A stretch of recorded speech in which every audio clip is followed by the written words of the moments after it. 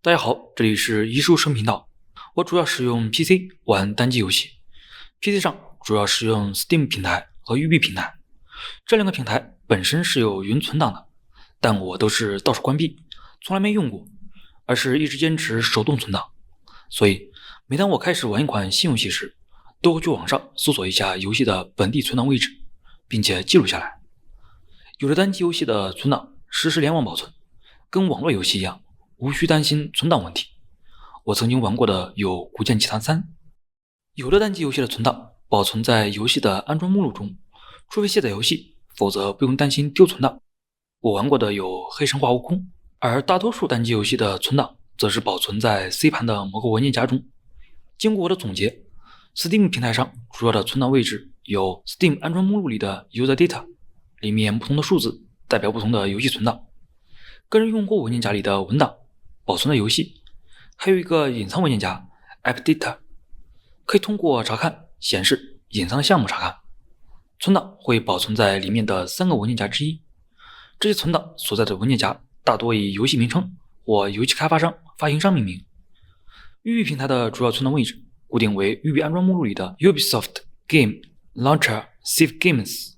里面不同的数字代表不同的游戏存档，不同游戏的存档功能也是不同的。有的游戏有多个存档位，而且有历史存档，一旦玩家做了错误的选择，或者想体验游戏中另一条没走过的路，想重复挑战精彩的 BOSS 战，都可以快速倒回去重玩。在这里我必须给赛博朋克2077一个好评，它有多个手动存档、自动存档、快速存档位，而有的游戏只有一个存档位，如果选择错了只能重玩或者下周末了。比如明末渊虚之语，由于探索过于仔细，导致第2章望山村的时候，我提前到了第3章的真武山，断了部分支线。也是由于探索过于仔细，导致我提前打了黄烟，出山帮的小伙伴惨遭毒手。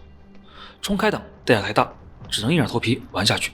所以针对这种游戏，我只能在关键的节点处手动备份到指定的文件夹里。针对异地玩游戏的情况，我说一下自己的方案。我电脑上的地盘是物理上独立的硬盘，只放游戏本体、游戏存档、游戏攻略这些与游戏相关的文件。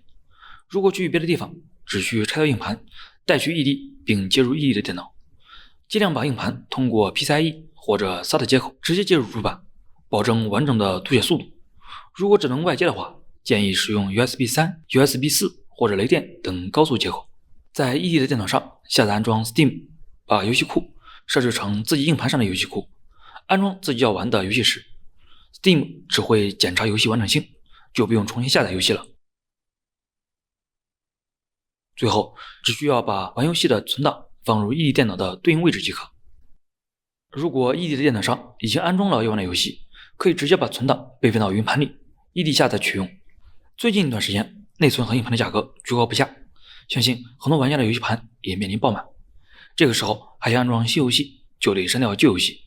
其实可以把自己通关的单机游戏移动到速度较低的机械硬盘中，给速度较高的游戏盘留下充足的空间。后期还想回味经典的话，再转移回来。如果大家还有别的存档管理方案，欢迎一起讨论。下期视频再见。